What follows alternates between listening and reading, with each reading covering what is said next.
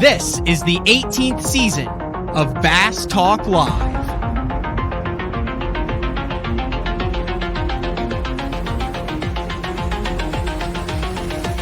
With your host, Matt Pangrath.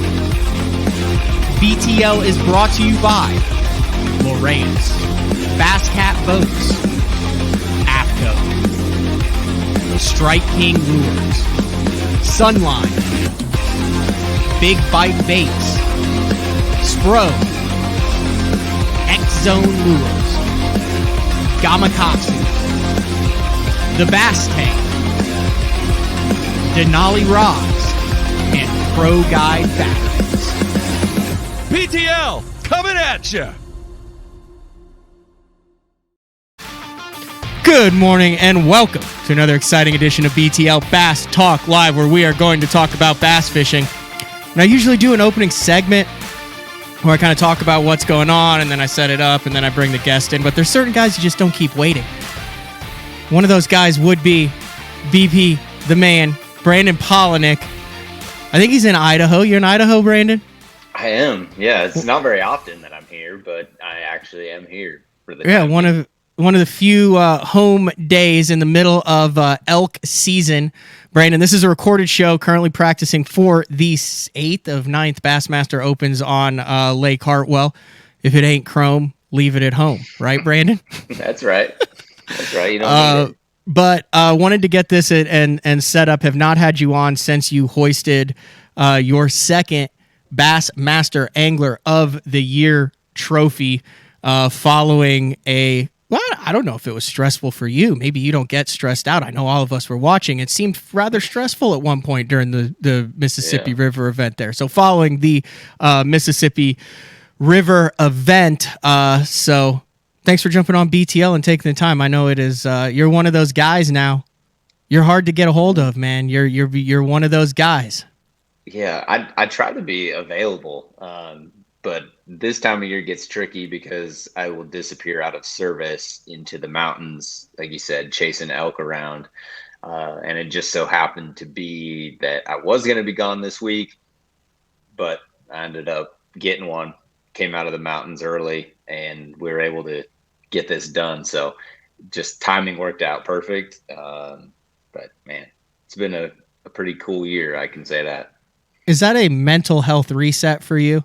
The no cell phone, in the woods, primitive stuff, like, is that something that you need physically, emotionally, mentally to be able to tackle the following season? It is for me. I think, there's to me, it kind of brings it back to like that primitive state, like you just said. Like it's kind of hardwired into me, where I feel like that is not that I need like a reset from fishing, because I still love fishing, but it's just different. And I think because throughout the fishing year, there's constantly always something to be done, right? It's not a 9 to 5. Like it's pretty much a 24/7 job. Like there's always content to be built. There's always sponsor obligations and like tournament prep and making sure your tackle's organized and ordered. And so for me, when I get in the mountains, there's really no expectations. And I can just walk and just like be immersed in that. And I think it oddly helps me in my fishing be able to then like fish in the moment, like you always hear all the time, because I'm able to just kind of settle down and take it in for what it is. And I think that helps my fishing. And so I always say that the water has my heart, but the mountains have my soul. And it's just this like other love that I have. And it is just different, right? And I think not having a cell phone, like not feeling like you have to post stuff or those obligations, to me is it's fulfilling, really. Do you bring Kyle along and film any of that stuff too, or is it like low tech, no technology? Well, the funny part is that he's been talking about that he's going to film an elk hunt. People have been asking for it. And I'm always kind of like, whatever, like if you want to film one, let's film one. But I'm not going to put the pressure on it. And if we do it, it's just going to be documenting whatever happens. Like, I'm not going to stop and like make this production out of it, because that elk 30 yards to our right. Here we go. Yeah. Stop. He turned his head. Yeah. I just want to show like how it plays out. Well, the funny thing is that he disappeared to Mexico for like a month, and he's like, I'm going to film an elk hunt this year. I said, no, you're not. Like, it's not going to happen. He happens to show up. We go for a couple days, and we end up getting one on film. No way.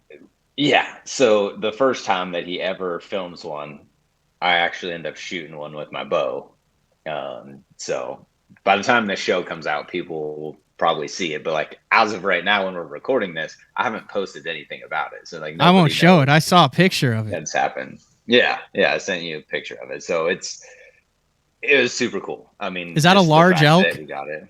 I'm not an elk expert here. It depends on like your depends on your standards, I guess, right? Like, some people think a 5-pound largemouth is a freaking giant, and some people are like, yeah, whatever. It's okay, St. Lawrence River, everyone knows that. Let's say the gold standard there, anything over 6 is a giant smallmouth out of the St. Lawrence River, unless you're like you or what. I would what. say that's like a 5.5 pounder, probably. Oh, that's a good elk then.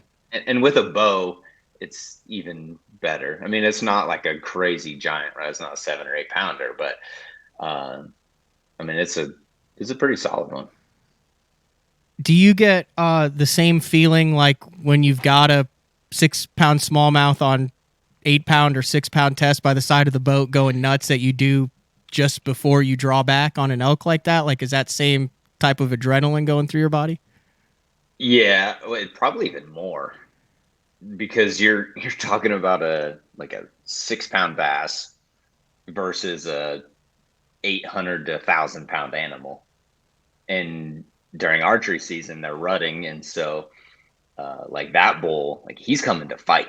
He thinks I'm another bull, and he's coming to fight. So he's not just like coming in to chill out and hang out with his buddies. He wants to fight, and so it's an intense moment. And then like, you're essentially trying to take the life of another animal, and so like, that's pretty heavy too. Yeah. In that moment. But then there's the side of it of, well, this is what we live on the road.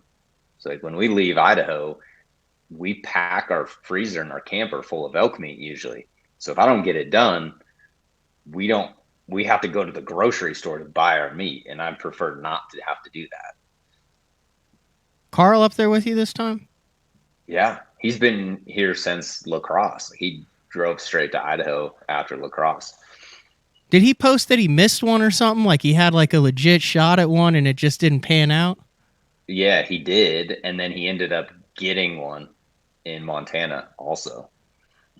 I feel like a elk hunt with you two would be like the most positive hunting experience ever. Like, both of you would just be like, "Hi, mate, there's one over the next ridge," or "I learned to," I'd be like, I feel like there's zero negativity in the woods. Like, the vibe just has to be incredibly positive between you two on a hunt. There's a lot of laughs. I mean, it's pretty dang fun. It's a lot of work. It's not like you're walking 10 miles on flat ground. You're walking 10 miles up and down, 2,000-3,000 vertical feet a lot of times. How long does it take you to unplug? I mean, if you finish the season, that's got to be stressful. The sponsor stuff has to be stressful. Like, how many hours once you're in the woods are you not thinking about the cell phone, thinking about stuff that's going on at home, thinking about sponsors, thinking about 2023? A couple days, really. Yeah, because I experienced that when I went up to Alaska. So we like flew in, right? And then we flew into another one. We ended up on the Naknek River at the base of the Aleutian Island chains. Well, this thing is obsolete there. Like, you take pictures with it. We were there for like 7 days. Like, the first day and a half, I had like anxiety, and I didn't realize how attached I was to that thing. Yeah. Like, it kind of scared me. Like, how often I went to look at it and realized there's nothing to look at on here. Or where's my phone? But then I also realized by day 4, I was like, crap, I haven't seen my phone in 2 days. I might want to like locate that so when I get back to it. And there was like this moment when it was unplugged, and I'm on the river, and I'm, with my 2 buddies there. And I was like, dude, I don't think the average person understands the importance of being 100% invested with something where nothing could interrupt me there. Like there was nothing that would interrupt. There were like 3 humans within 100 miles, like 17 people in King Salmon, 3 of which worked at the bar and the other one worked at the grocery store. Yeah. But like there would be no calls. No one was ever going to come up. I couldn't check email. I couldn't do anything. I was fully invested on that river. And it was amazing how time changed and how my mentality changed over that time. And then it was really hard to get plugged back in afterwards. For sure. It changes your perspective, really. I mean, and I think it's because as humans, we're wired that way. Like we're not wired to have this phone in front of us all the time and feel like there's always this constant pull and need of our attention. But then the flip side of it is like we're social creatures, right? And so these social platforms pull our attention because our brains are wired to have that, but we're also not wired to do it through technology all the time. And like you said, the way that time changes is that everything seems like it just moves slower. Like you don't feel that anxiety or like pressed for time. You're taking things as they come. And I think that's going back to like the hunting side and disconnecting for me. I think that's why it's so important, because I pull that back into my fishing later.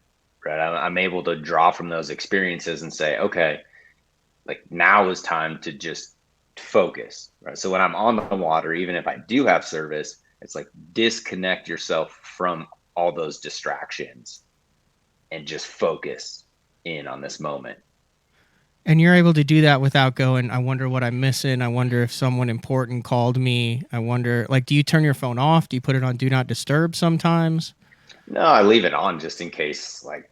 Well, yeah, you're like a dad now. I forgot about that. In case something happens, I need to be connected for that. But you're able to disassociate yourself from that. Yeah, I think you have to, right? If you want to compete at the top level and get to the top at the top level, you have to be able to flip that switch of on the water, off the water. And, whatever's going on outside of that, you have to be able to turn that off and just focus on what's happening, because there's a big difference between making all the right casts and making the right cast with intent. And I think that's where you see the difference in the leaderboard is everybody can skip a jig under a dock on the Elite Series. Mm-hmm.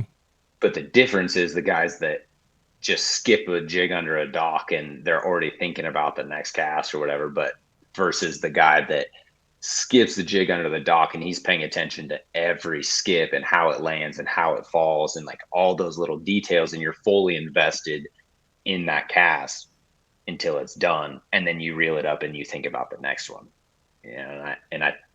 It seems like such a small detail, but I think it's one of the biggest details when it comes to looking at the leaderboard. Wow. It's interesting. I remember when you first started filming, before you filmed, you came on the show.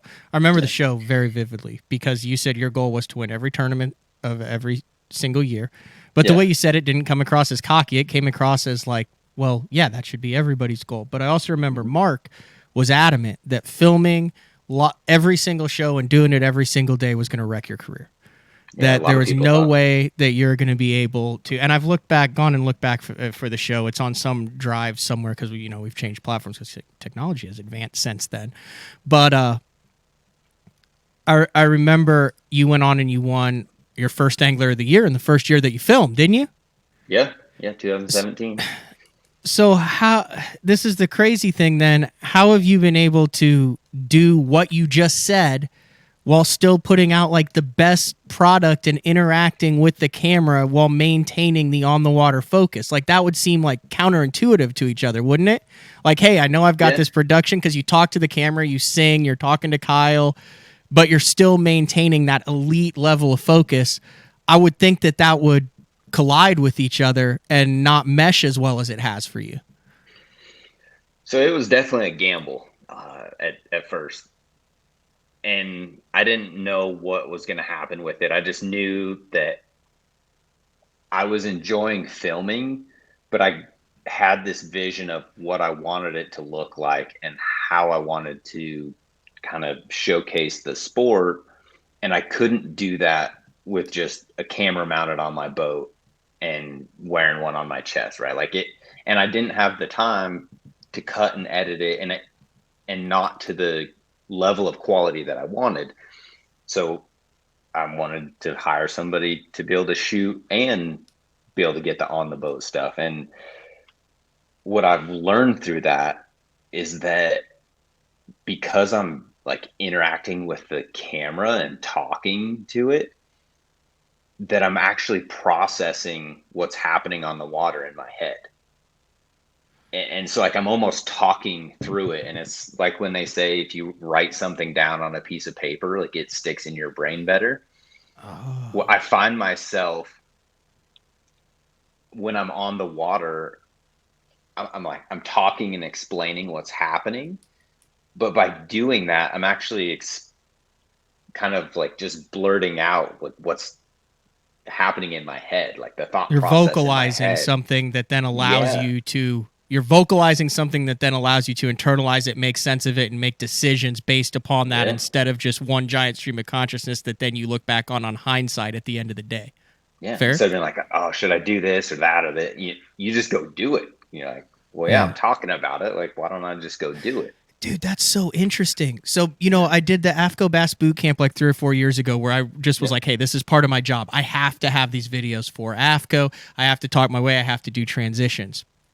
And then I did it the next year on the Opens. Well, this year, because I feel like the market is saturated with Yeah. chesties and hat cams and, hey, here's how it's done. Like, there's guys doing awesome stuff like Coop Gallant and all that and everything. that's But amazing. just as a whole, I went more towards in-depth analysis afterwards on shows with Brad Hallman with very minimal video clips. Well, this is the first year of the last 4 years that I haven't sat down done exactly what you said, talked myself through it, and slowed down. And it seems like a lot of my days are more of a blur, more of a holy cow, I'm down a rabbit hole that I shouldn't be down.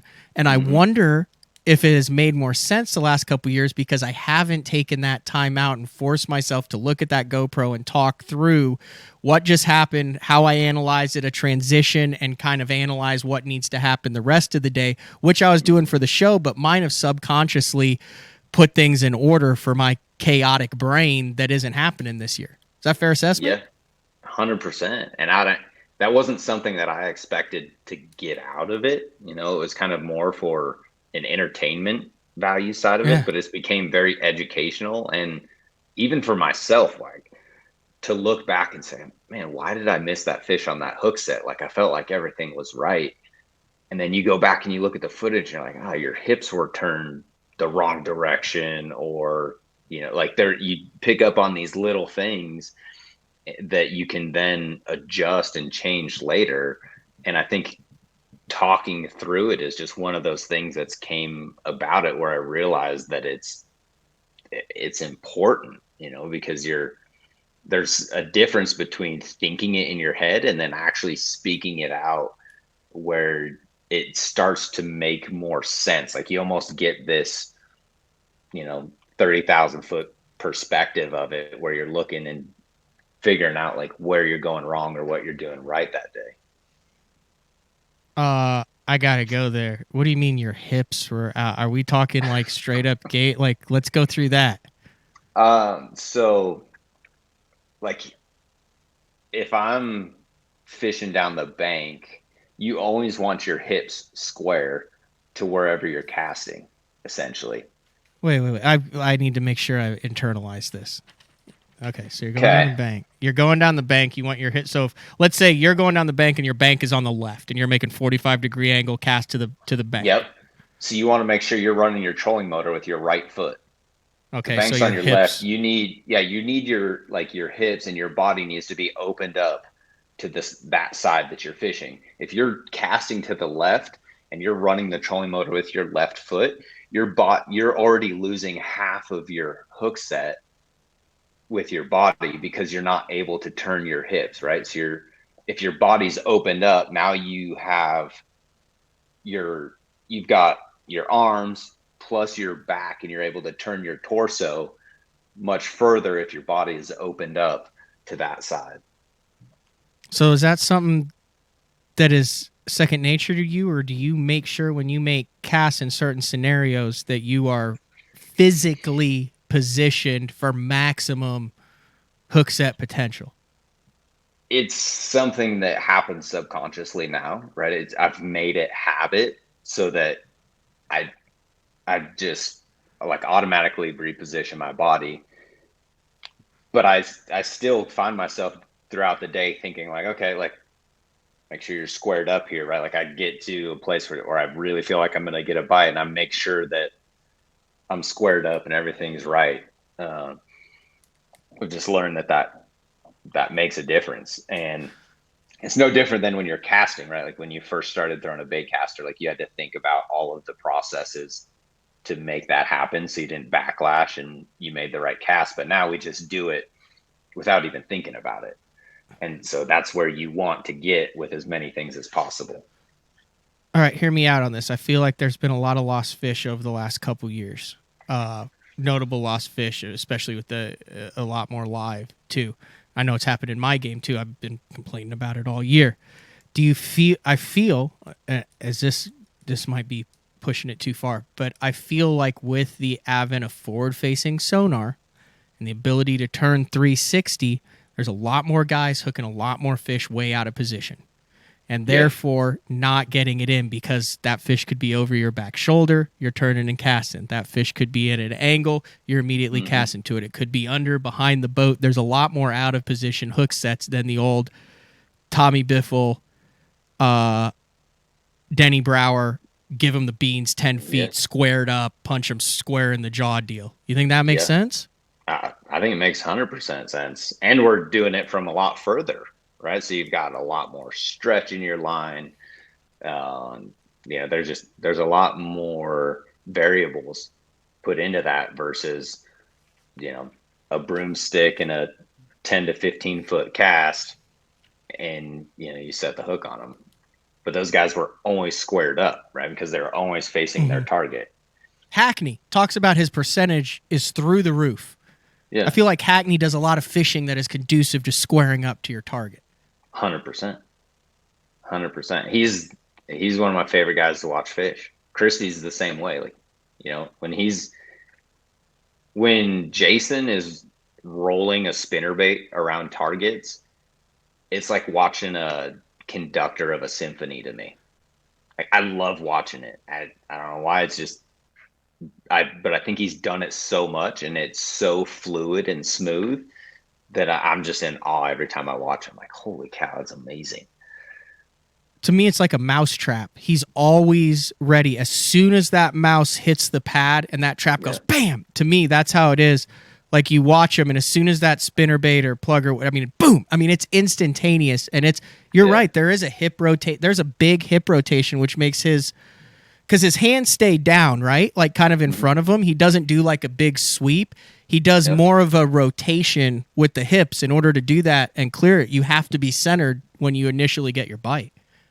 Yeah, because he's always in position, right? His rod is here, and so there's less chance of variable because he's in position and then he just rotates. Versus if your hands are out here, then you have to try to bring them back to your body to set the hook. You end up losing that space right there. Dude, my year's been so sloppy, and I just learned that over the past 24 minutes. I've been fishing sloppy, and I've been fishing lazy. Position makes a difference. That's why I say, like, making every cast with intent. You can make the right cast, right? You can set your jig in nice next to the laydown, but if you're not doing it with purpose and intent, then it shows in your results, right? That's the difference, I think, between 60s and 70s and versus like top 20s. That's good stuff. I want to go over one more thing. We'll take a break and come back with Brandon Palaniuk. But you mentioned with the video and showcasing the sport. I actually did just a thing with Mercer on his channel where we argued over who's going to end up with more Angler of the Year. It was a vintage media guy argument, right? Like something that you guys don't care about. You or Wheeler, who's going to end up with more AOYs, and who knows what's going to happen. And I actually I actually said Wheeler by 1 because I feel like Wheeler is more results driven and cutthroat, whereas you are more experience driven and overall, and then the angler of the years come with it. Anyway, you don't even have to touch that subject. I don't disagree with you. Okay. I mean, I don't know, for me, it's not a competition of like me versus him. That's a discussion AOYs. for the media guys to have. And the thing that's funny is like that wasn't ever a discussion before until he won back to back, and I all of a sudden have 2 of them. Yeah. But like last year, that was never a discussion of like who's going to win more AOYs, Palaniuk or Wheeler. Well, it is now. And but now it is. And I mean, we probably both just laugh about it, but we'll see. But I say that to say you talk about showcasing the sport through your videos, through your experiences through it. And one of the ways that I thought you've done a really good job of showcasing the sport was through your interaction with Steve Ranella, Meat Eater, and the guys that are over there. You and Carl did a great job on that initial podcast that they were on. And that thing's like millions of people. Like that's the GOAT. Like if you look at the iTunes top outdoor, like they have 6 of the top 6. Yeah. And there's like one about like Sasquatch. But what surprised me was, those are outdoor guys that have lived outdoors, TV in it, but they didn't really have a full-on grasp of how professional bass tournament fishing worked. Did you notice that? Like on some of them, it was amazing. I just assumed they knew Bassmaster Elite Series and MLF, and here's the format and stuff. But it was interesting to me how guys who have grown up fishing and in the wilderness and in the outdoors, and I don't want to say ignorant, but just how it wasn't on their radar. And I just assumed that everybody at that level just kind of knew that, and they're like, oh, yeah, cool, we got Palaniuk on, he's angler of the year. But they were asking some very interesting questions like that. It's interesting, you're showcasing the sport in those, but I kind of wanted to get your take on your interactions with them, and did that kind of surprise you too, as good of outdoors as how little they followed the professional bass fishing scene? I mean, it didn't surprise me a ton. I try to take the perspective of like not assuming that everyone just knows who we are and what we do. Right? I would rather assume the other way, that nobody knows who we are and that we're just regular guys, right? And that keeps you from like sounding arrogant to people, like, because there's still a lot of people that don't know anything about bass fishing. Right? We can say there's 40 million plus licenses sold, but we don't have 40 million people tuning in to Bass Live every weekend. Like, yeah, it would be great if we did, but that's the goal, right? And we're not there. And so you have to approach all of those conversations of like explaining that. And really one of their guys that works for them that takes pretty much all their like amazing photography, Seth Morris, he follows it, right? And he watches the videos and stuff. And so he knows the sport the most out of anybody, really. But the rest of the crew didn't know. And to me, that makes for a better show. It was a fantastic show. Yeah, because they're asking questions that probably majority of the people listening have. And then you're able to explain it in, kind of that form that people understand. And I'm like, that actually sounds pretty dang cool. Okay. I legitimately like stay up at night thinking about this. Ranella has been able to take a hunting show. There's a billion hunting shows out there. He has been able to take a hunting show and turn it into a cultural phenomenon where he has tens of thousands, if not hundreds of thousands or millions of people watching his show who have never picked up a gun, never picked up a bow, and for some reason they relate to it. They're invested in it. They're waiting. Dude, I've never killed anything. I killed a squirrel out of a bird feeder when I was 12 with a BB gun. My dad said don't pump it more than 3 times. I pumped it 10 times and I dropped it. That's the extent of my hunting. But for some reason, every time, the new season of Meat Eater's coming out more. And then look at the podcast and the success and the millions that he has on that. Not all those are hunters. There's a lot of people who don't hunt who he has found some sort of way to relate to the non-hunters. The same thing that I think a lot of people are searching for in the fishing industry. How do you expand this, the horrible grow the sport statement that we talk about? But have you noticed that? What do you think it is, and why? And do you think it's possible to do the same thing that Ranella and the Meat Eater crew has been able to capture over there with the non-hunters and the outdoorsmen, that somehow makes them relatable, and transfer that over to the bass fishing world, which I don't feel like has been done yet to nearly the level of success? And let's be honest, fishing is way less controversial than hunting. Yeah, I think the biggest thing is the biggest difference that those guys do is the kill shot is not the pinnacle of the show, right? Like the kill is important to sustain that lifestyle. And I think that the fact that they positioned it that way is what makes it as popular as it is, right? Is like they're selling that lifestyle and that way of life more than like the actual chase of the animal, I guess. And so when you position it that way, it changes a lot of people's perspectives. Like Rogan's done a great job of it too, because he used to not hunt, and then he realized like the benefits of it mentally and physically, right? Like mentally having that connection to your food source is just kind of like, we've been doing that for centuries, right? Like there weren't grocery stores at one point, and that's hard for people to understand. But then like having that connection, but then also the physical attributes of like when you do have to go hike around in the mountains and that side of it, and then also the food that you're consuming, right? It's not pumped full of steroids and antibiotics and all this. And when you pair that up with like some of the cultural stuff now where everyone like has all these buzzwords, right, of like organic and grass fed and all these different things.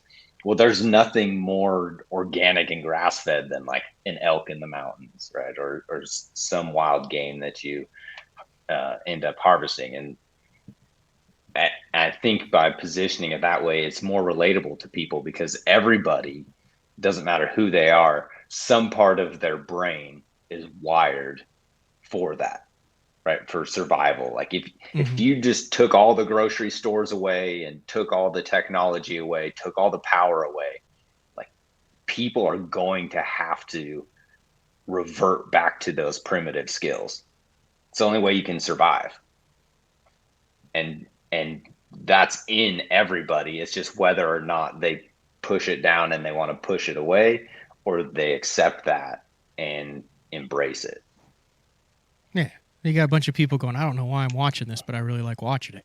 Yeah. And so like, and depending if you go like all the way back to like native tribes and stuff, like depending on where they were positioned, some of them hunt, and like, you know, wild game and like big game was their main food source. But then you go to the coast and most of their food sources were salmon and fish and things like that. And so in the fishing side of it, like there's also this, you know, resource that we have that we do it for sport in the fishing side. But then, you know, from a health perspective, there's also, you know, obviously bass are not the best tasting animal fish out there. Like there's way better tasting fish.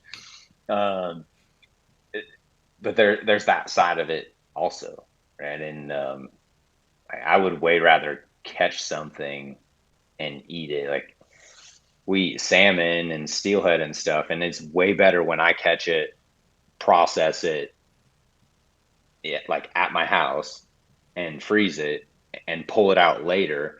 Like I'm way more excited about that meal than if I just go to the grocery store and buy it and cook it up.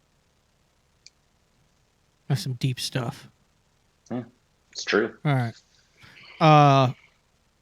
We'll talk some fishing when we get back. I would talk about this stuff for hours, or we could talk about more about this. But let's talk about some fishing when we get back. A little entertainment, educating, and engaging with Brandon Palaniuk, 2000 2022 Bassmaster Angler of the Year, 2-time Angler of the Year. It's BTL. We'll be back right after this. Your key to better fishing this season is Elite FS, now available at a new lower price. Get Elite FS9 today for $9.99, and we'll throw in a C-Map reveal chart, our premium mapping solution, for free. Elite FS works with all state-of-the-art Lowrance sonar, from chirp, side scan, and down scan imaging with fish reveal to high-resolution active target live sonar. Elite FS9 and C-Map reveal. Offer ends August 31st.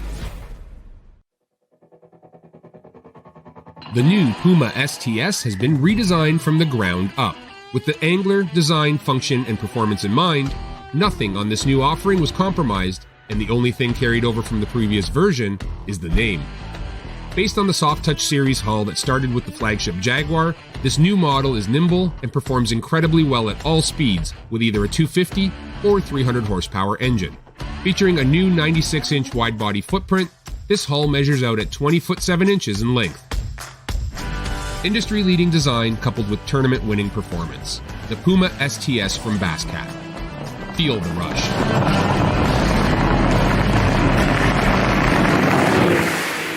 We're just about ready to go, ladies and gentlemen. Get in order. Once again, Drew Cook is in the driver's seat. When you're catching fish for a living, you can't let a little cold, rain, heat, humidity, or anything else get in the way of a payday. I wear APCO. Any fish, any water. The KVD 100 jerkbait. 15 different colors. A perfect combination of roll, wiggle, and flash. Increased castability. 3D eyes. Premium black nickel hooks. KVD. Tie one on. Striking lures. Elite Series Pro Daryl Gleason here. My Pro Guide batteries keep me going on those long tournament days and long practice days. Always plenty of juice, never fail. The best part about Pro Guide batteries, it's the people behind the company. They have over 40 years experience in the battery business, keeping all of us fishermen out on the water longer, catching more fish. Check them out at ProGuideBatteries.com. What's up, Bass Talk Live fans? Brandon Palaniuk here. And ever since I won a couple Bassmaster Elite Series events on X-Zone Lures, I've been getting a bunch of questions of what makes them so special and different. And really, the truth is, it's in the details. The little details, things like no cheap fillers in their plastic. That gives you more lifelike action, more realistic and vibrant colors. But don't just take my word for it. Go to www.xzonelures.com and check them out for yourself.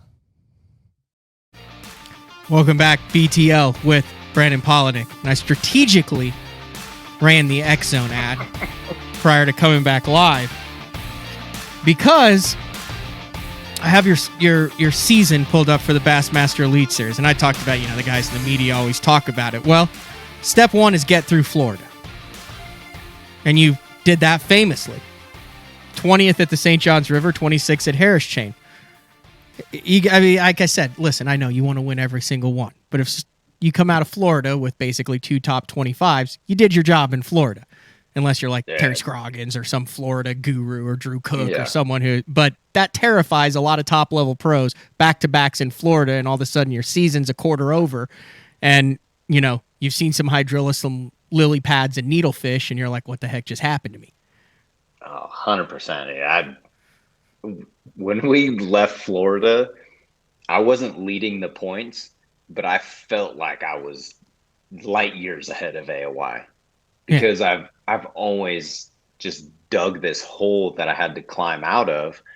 And we get to the end of the season and I end up finishing in the top 5 in AOY. And I'm like, well, if I could have just maybe not had an 80th in Florida and cut a check, I would have been right there in the running. And like, it's always been that close. And so just kind of a funny story on perspective.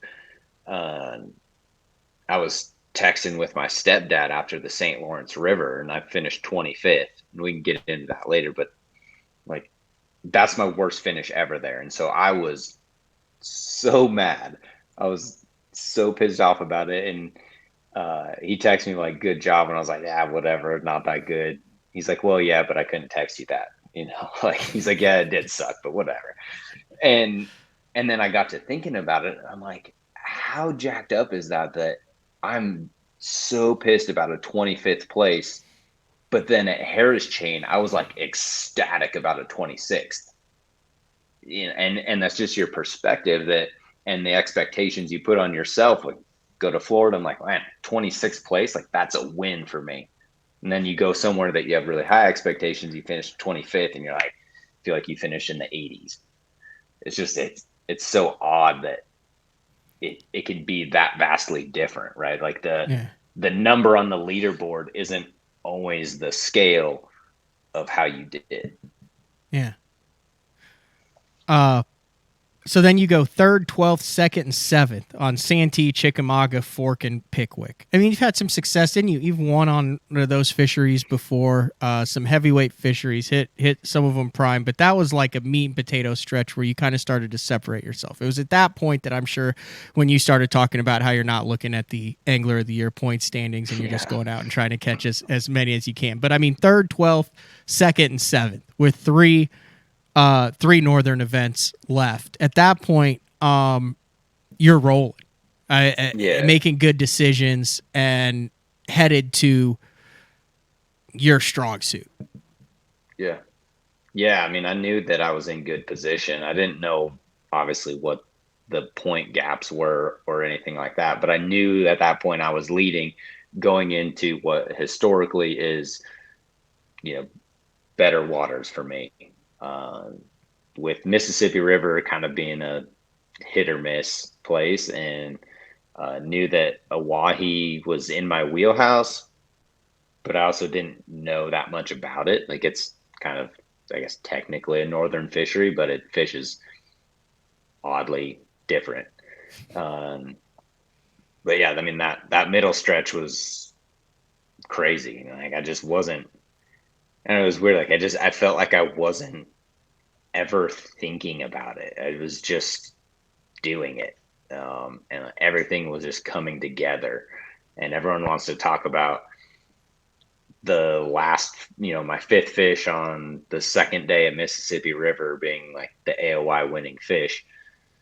But that's really not the case, right? Like, if you don't catch all of the other fish throughout the year, that one doesn't matter. Mm-hmm. And in that middle stretch, like, there were a lot of fish catches, really almost in every single tournament. I can look back and say, like, that one fish was worth 16 points. And that happened a lot throughout that, right? Where a lot of those tournaments were really tight tournaments where one big bite separated you with 16 places. Mm-hmm. Big fisheries too, like big fish fisheries. Pickwick, Fork, Chickamauga, Santee Cooper, rich with history. We're not talking 14 inchers here. And there's potential for some crazy stuff there with a lot of history on it. Really cool stretch there. So 3rd, 12th, 2nd, and 7th, the meat and potatoes. You touched on it before, but what did happen on the St. Lawrence River? 25th place finish. Because even then it was like, we were like, oh, we thought it would be over after the St. Lawrence River, but it really wasn't. We're like, oh, it delayed it for the inevitable. It's good for Bassmaster, though, because they'll still have an Angler of the Year race until after, going up to OAHE. So it's good they didn't like totally blow it out. Yeah. I got caught up fishing history, fishing too far ahead of where the fish actually were, not fishing that week. Like, I knew that there were big ones up shallow, and I kept trying to force this deep bite. And I think, everyone wants to talk about like forward-facing sonar, but this is a negative of it. Just because you can see them doesn't mean you can catch them. And there were a ton of fish that were moving offshore that week that you could see and not catch them, right? Like, I would roll out to places that I knew nobody had fished. And so it wasn't even a pressure thing. Like, I'd run out in the middle of the lake to one boulder, and you'd scan over there and you'd see 15 or 20 of them sitting on this boulder, and it'd be in 30 foot of water, and your drop shot would hit the surface, and they would literally swim off the boulder from 30 foot to the surface, follow your bait all the way back down. And then you'd watch like half the school swim away and half the school would swim towards your boat. And then they'd just be gone. You'd never get a bite. And like mind blowing. And I kept doing that. And I was like, oh, I'm going to run to this rock and they're going to bite on this one. I'm going to run to, this gravel bar and they're going to bite on this one. And then they just wouldn't. And you're like, holy cow, and it was so easy. Like all of the clues were in front of me. I just wasn't paying attention to them and like actually executing on them. I was trying to force something else to work. And I think by seeing the fish on your forward facing sonar, you're like, oh, well, they're here. I just get to the next place. But those fish weren't biting. They were just transitioning. They were just getting out there. And you would think, like the book says, those fresh fish that first get out there are going to be the easiest to catch, but that was not the case. I kept thinking back, and I know it wasn't your first win, the 2013 win out of Waddington, but I keep thinking back to, I see a lot of similarities between that win when you were in your kind of early 20s out there making that crazy run out to the lake and what Shakurat did. 23, 24, just kind of calm, cool demeanor, had a spot that you knew had the potential to be really special, manage it, and it worked out. You had a little bit more weather conditions, but what were your thoughts on 102 pounds of smallmouth, a guy in his early 20s, kind of understated? He seems to have that kind of cool, calm confidence in his wheelhouse. Reminded me a lot of 2013 when you won your second Elite Series event out there out of Waddington. Man, I don't know if he, because it's his rookie year, and I can say this from experience, I don't know that he knows how special what he did was. And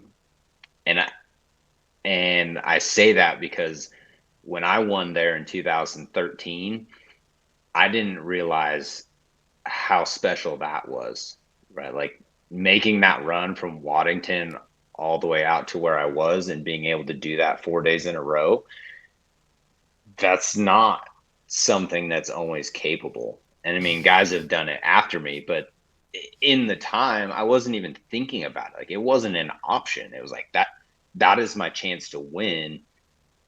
And so that's what I'm going to do. And after like going there, right, that was the first time I'd ever been there. So I didn't understand like the magnitude of that.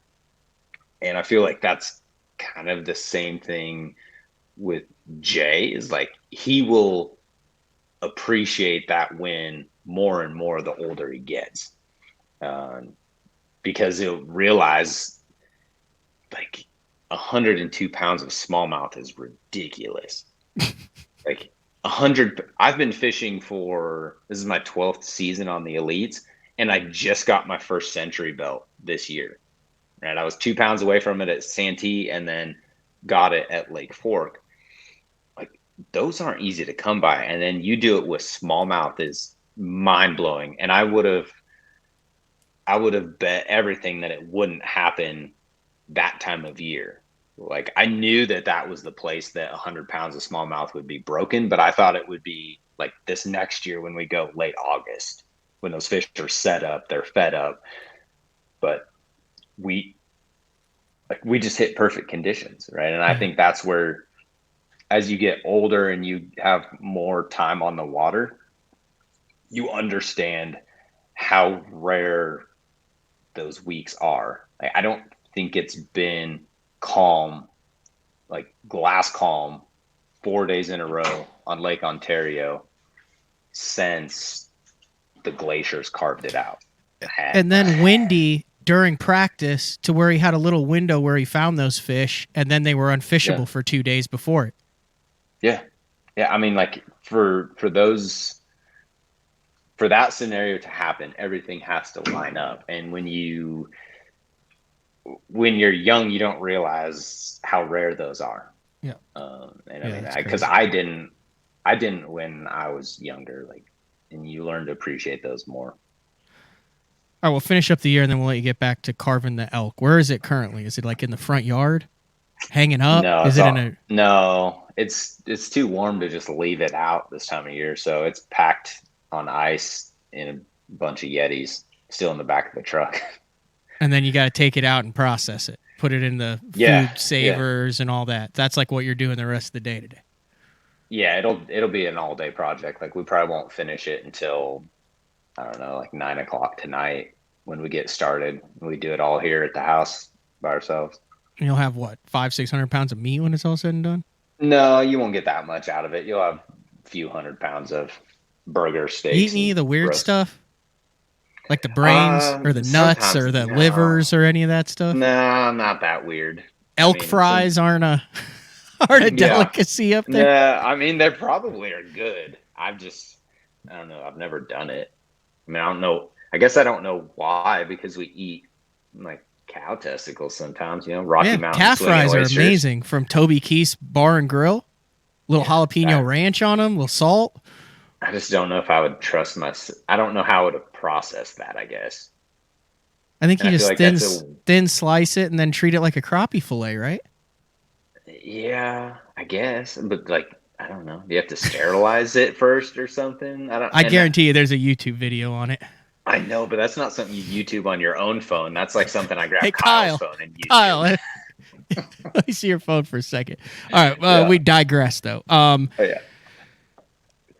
We thought it was all said and done, but I mean, Lester was still in the conversation. Chris Johnson was in the conversation. Technically, David Mullins was in the conversation, and then the 66th place happens at OAHE, and then you're flirting with the cut and all sorts of crazy stuff at the St. Lawrence River.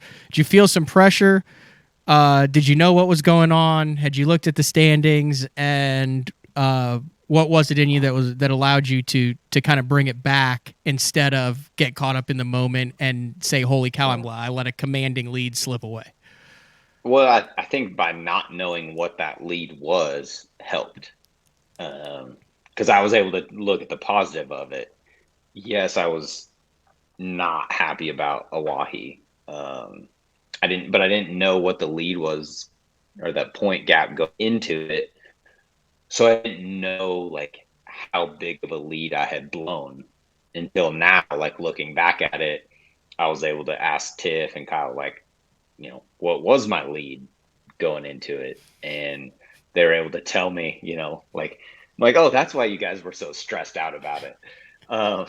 But for me, like I was able to look at the positive and say, well, wow, I just blew, like, I can look at the leaderboard and say I gave up a bunch of points, but I still have the lead. And so that was like positive and frustrating at the same point, knowing that, okay, now going into the last event of the year, things are tight. Like I could feel that energy from everyone else without knowing the points that things had obviously tightened up. And so I was going to have to do whatever I could at the Mississippi River.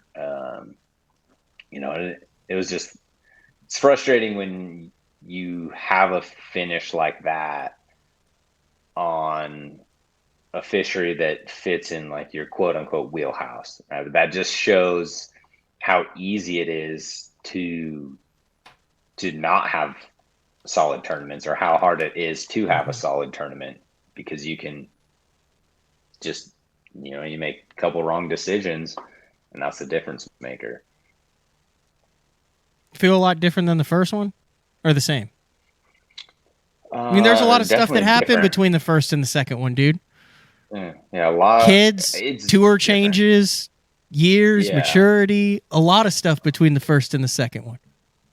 I think every win, whether it's an elite win, an AOY win, like to me, I've learned they're all special in like their own way, because they all have their own set of variables. Like there's a storyline to every one of them that's unique to that year or to that, tournament win that week. And so for me, like this one was special because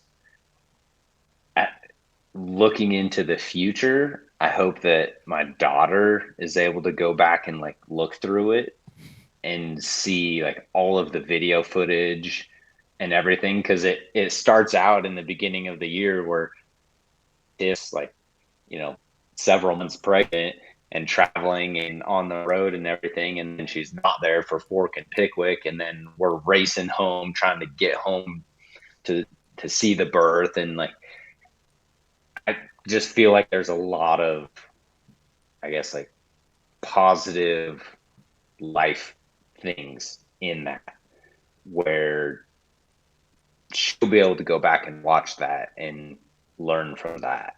And I didn't have that in the first win. And I think the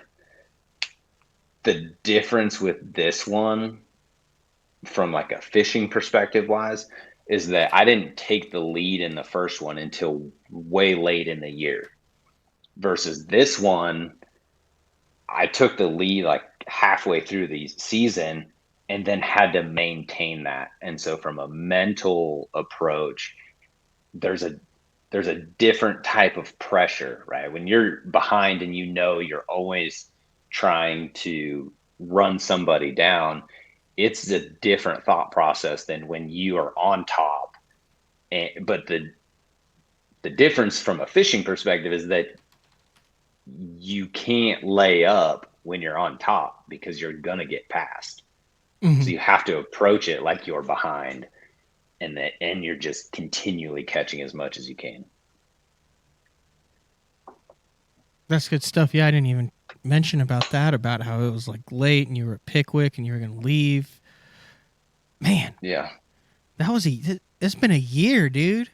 Like, think about if I was going to leave, if like Tiff went into labor in midweek or whatever, right? Like, could have been day 2. I get the phone call, like, I'm hopping on a plane and leaving. Like, that's easily 16 points, yeah. Right? So the fact that she was a week late and I made all 4 days at Pickwick, that stuff doesn't just happen by chance. I can't find this article. You did an article a couple years ago about how in order to do this, you have to be selfish. Was it the gist of it, right? Wasn't that like, what? Yeah. You remember what the title was of that? I don't remember. But was it a blog one? It was a blog. Bass? Yeah. Yeah. Do you still feel that way after you've had a kid now? Or do you think, did that change your perspective on things? No, your perspective changes, but there's still a level of selfishness because I'm sacrificing time away from my kid to be able to do it, right? Like at OAHE, I was getting on the water so early and getting back so late that I didn't see her for 2 days except for when she was sleeping. Jeez. Like she was asleep when I left. She was asleep when I got back. And that's how it was 2 days of practice.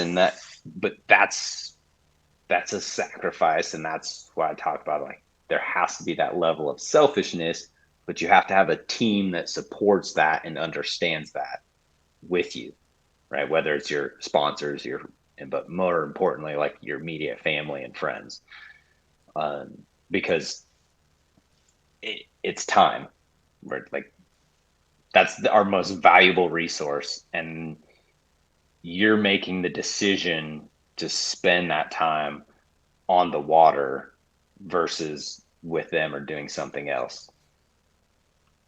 Yeah, it's heavy. Yeah. But when you understand that, you then on the water put more into it, I think. Because you know what you're sacrificing, so why waste that time? Why would you? If you're going to do that, you might as well be as productive as possible and do it 100%. Because you know what. Yep, exactly. It's good stuff, Brandon. Speaking of time, I appreciate it. A full hour. Like I said, you literally were like, hey, I wasn't planning on being able to do this. I think I can squeeze this in between chopping up an elk and putting it in coolers and then processing it. Yeah. Be on the lookout. Like I said, when this comes out, first week of October here, will be 5-6 days from now. But I'm sure all the details will be out there, and you'll have the pictures out and stuff. I will not show or send Yeah. to anyone Yeah, else at this time. Elk details will be out there. Elk sure, details will at be that out. point. And good luck at Hartwell.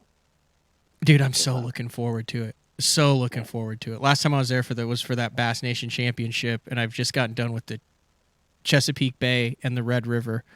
And like you're ready to catch some bass. Oh, last night I sat there and just rigged up like 8 spinning rods. And pulled out, like I had a box from that national championship in 2017, I believe. 2017, 2018, one of those years. And I hadn't, it was like lost in like a Rubbermaid tub. I got stuff everywhere because I've moved like 3 or 4 times since then. I got a house now. And I pulled it out and I like had a weird flashback. I remembered ordering and building that box specifically for fish over cane on Hartwell, and it brought back so many memories of that tournament. So dude, I'm jacked. I might not catch them, but like you talk about like the lesson stuff, I need to get better at looking at each event like an opportunity instead of frickin' Red River, instead of Chesapeake Bay. Why are we going there in September? Like, dude, every opportunity, like you said, for the points, 25th is a 25th. Every opportunity is equal. It's up in your head. It's the mentality of where you're, and if you're going to sacrifice that time and energy, might as well do it to the best of your abilities. 100%. Yeah. You like Hartwell? It's like, I'm torn on it. Like, it's a really fun place to fish. I always get, like, I never really have really good finishes there. I don't know why. It's kind of white bassy, which is, there's a luck factor, I feel like. You can put yourself in the right area, but like if the white bass, which are big largemouth packs and spots, come up, like you could do everything right and they just don't come up around you in the right, and then you could have, some dude over there who doesn't know what's going on is catching 25 pounds on 5 casts with a fluke that he's backlashing. Yeah, they're nomadic, and so it just makes it a lot harder to control those variables. It does. All right, go start cutting up some elk, Brandon. All right, sounds good. Thanks, dude. We'll talk to you Appreciate later. it. All right, later. See ya. That was 2022 Bassmaster Angler of the Year, Brandon Palaniuk. Always very insightful to hear what he has to say. Like I said, he said it to himself. Hard to believe he's been out here for 13 years already. I was talking with Chris Brown at iCast. He remembers when Brandon won it was at the time the Federation, I believe the 2011 Federation Nation National Championship. And I said, I remember he was on the cover of Bass Times in like a pair of jeans and a t-shirt, setting the hook.